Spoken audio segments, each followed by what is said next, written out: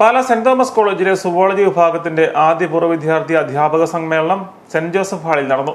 സമ്മേളനത്തിൽ സുവോളജി വിഭാഗം തലവൻ ഡോക്ടർ മാത്യു തോമസ് സ്വാഗതം ആശംസിച്ചു. College vice principal reverend doctor Salvin Kappalipparambil അധ്യക്ഷത വഹിച്ചു.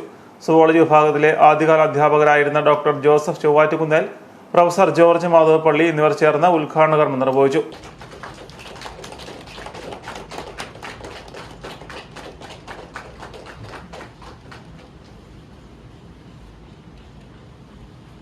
സുവോളജി വിഭാഗം മുൻ തലവൻ ബേബി അഗസ്റ്റിൻ, സുവോളജി പൂർവ്വ വിദ്യാർത്ഥിയും കൊച്ചി നാഷണൽ ഇൻസ്റ്റിറ്റ്യൂട്ട് ഓഫ് ഓഷ്യാനോഗ്രാഫിയുടെ ഡയറക്ടറുമായ doctor Jyothi Babu R, zoology 2023 ബാച്ചിൽ MG യൂണിവേഴ്സിറ്റി 1ാം റാങ്ക് ജേതാവായ ജോസ്മോൻ എന്നിവർ ചടങ്ങിന് ആശംസകൾ അർപ്പിച്ചു.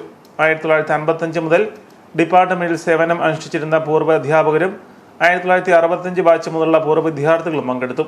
സുവോളജി പൂർവ്വ വിദ്യാർത്ഥി സമ്മേളനത്തിന്റെ ഓഫീസ് ബെയറേഴ്സിന്റെ തെരഞ്ഞെടുപ്പ് നടന്നു. ഡോക്ടർ പ്രതീഷ് മാത്യു നന്ദി പ്രകാശിപ്പിച്ചു. ഉദ്ഘാടന സമ്മേളനത്തിന് ശേഷം പൂർവ്വ വിദ്യാർത്ഥികളും വിരമിച്ച അധ്യാപകരും സുവോളജി ഡിപ്പാർട്ട്മെന്റ് ക്ലാസ് മുറികളും ലാബുകളും കോളേജിലെ പൊതുസ്ഥലങ്ങളും സന്ദർശിച്ച് ഓർമ്മകൾ പങ്കുവച്ചു.